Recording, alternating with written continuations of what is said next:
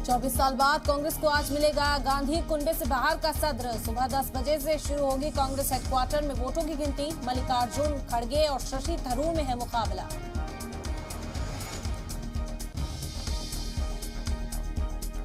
हिमाचल प्रदेश इंतखाब के लिए कांग्रेस ने जारी की 46 उम्मीदवारों की पहली लिस्ट। मौजूदा 19 एमएलए को दोबारा टिकट। 12 नवंबर को है वोटिंग, 8 दिसंबर को नतीजे।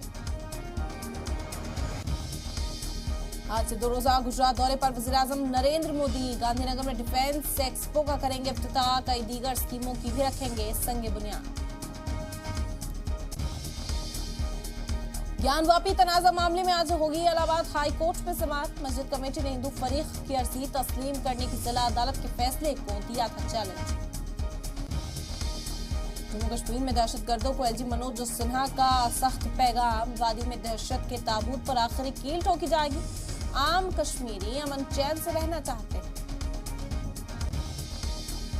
बीसीसीआई सेक्रेटरी जय शाह के बयान पर भड़का पाकिस्तान। कहा, अगर भारत एशिया कप के लिए पाकिस्तान नहीं आएगा तो पाकिस्तान की टीम ही अगले साल भारत में होने वाले वनडे वर्ल्ड कप में नहीं खेलेगी।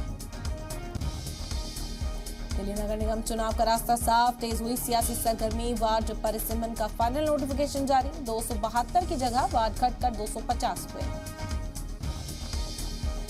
शाहरुख खान के बेटे आर्यन खान ड्रग्स केस की जांच में मिली कई खामियां। एनसीबी की एसआईटी की रिपोर्ट में दावा। जांच में शामिल अफसरान की मंशा पर उठाए सवाल।